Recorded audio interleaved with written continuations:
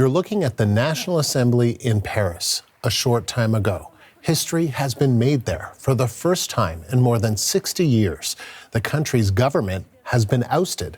Far-right and far-left lawmakers combining to pass a non-confidence vote in caretaker Prime Minister Michel Barnier and his minority administration. The big question now is, what happens next? The CBC's Crystal Gumansing has been watching the twists and turns of this story for the last several hours. She joins us now live from London. So, Crystal, walk us through this momentous vote and how we got to it. Well, 331 members of Parliament in France voted in favor of this non-confidence motion out of 574. So Prime Minister Michel Barnier, his government will collapse.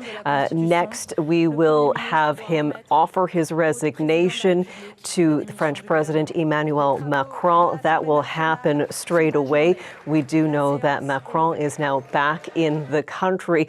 It's believed that he may try to quickly name a new prime minister, but finding someone who is able to unite a very fragmented political scene might be incredibly challenging. Now, we had heard from a number of members of Parliament and French citizens who really put the blame of this entire political chaotic situation at the feet of Macron, saying that he is ultimately responsible and the architect for the instability that we're seeing right now in France.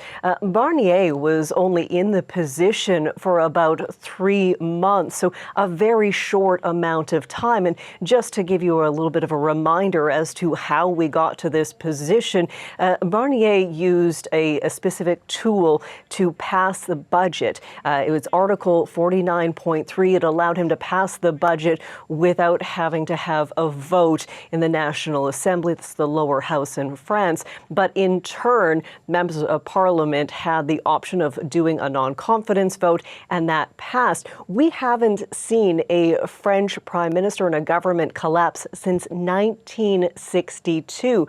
So now everything will be at the feet of Macron. He will have to make some major decisions. We have heard from the far-right National Party leader, Marine Le Pen. She is saying that she is not calling for Macron's resignation, but that pressure is mounting, and ultimately he has the last word. Macron will not be able to stay away from the spotlight. He will, in fact, be hosting President-elect Donald Trump in France this weekend. Crystal, thank you. That is CBC's Crystal Gumansing in London.